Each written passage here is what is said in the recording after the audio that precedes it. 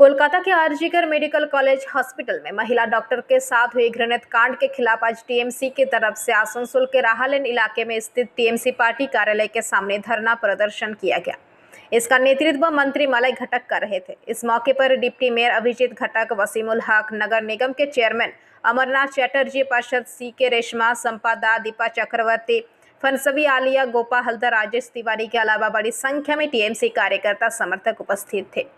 यहाँ पर मंत्री मलय घटक ने अपनी बातें रखी, लेकिन इससे पहले इस मुद्दे पर ममता बनर्जी का भाषण उपस्थित लोगों को सुनाया गया।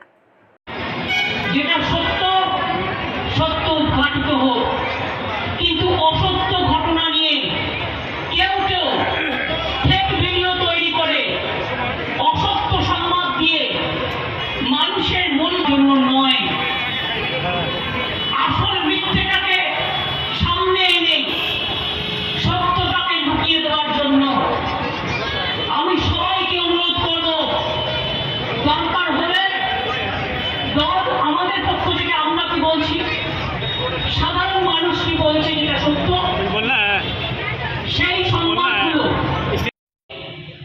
তোমার এখানে মিডিয়া কন্ট্রোল করার মিডিয়া নেই, সব আছে। তা সত্ত্বেও তুমি গভর্নমেন্টকে বলছো সেদিন রাত্রে কি করেছিল? আজকে বলছে মমতা বন্দ্যোপাধ্যায় পদত্যাগ চাই। যখন হাতরা শূন্য হয়েছিল তখন আপনারা যোগীর পদত্যাগ কেন চাননি? যখন মণিপুর হয়েছিল মণিপুরের মুখ্যমন্ত্রীর পদত্যাগ কেন চাননি? যখন নির্ভয়া হয়েছিল দেশের প্রধানমন্ত্রীর কেন পদত্যাগ চাননি? তার জবাবও আপনাদের দিতে হবে।